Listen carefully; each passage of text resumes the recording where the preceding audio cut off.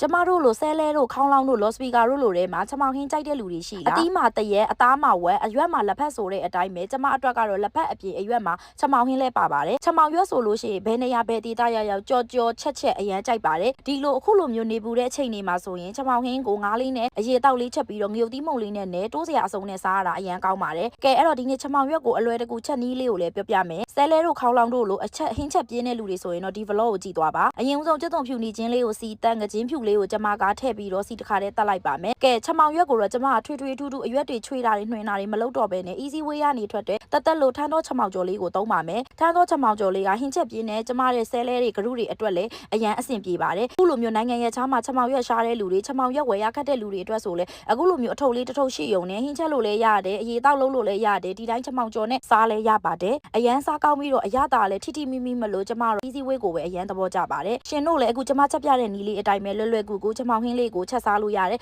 သူ့ရေးပဲသူလည်းစားလို့ရပါတယ်နီးစက်ရ city map macro မှာဝယ်လို့ရတယ်ဒီတန်းနဲ့ကြော်ပေးရတာဖြစ်တဲ့အတွက်လည်းအာရအာဆက်တာတွေလုံးဝမရှိပါဘူးကဲကျမညမခေါင်းလောင်းတို့ဆဲလဲတို့ကတော့ကြိတ်နေပါတယ်ဘာလို့လဲဆိုတော့ချမောင်ဟင်းကသူ့ရဲ့ favorite အစားအစာပါချမောင်ငရုတ်သီးမုံနဲ့နေပြီးအာရပါရနဲ့စားတယ်ဆိုရင်အဲ့နေ့ကထမင်းပုံမှန်ထက်နှစ်ပကံလောက်ပိုစားတဲ့နေ့ပါပဲ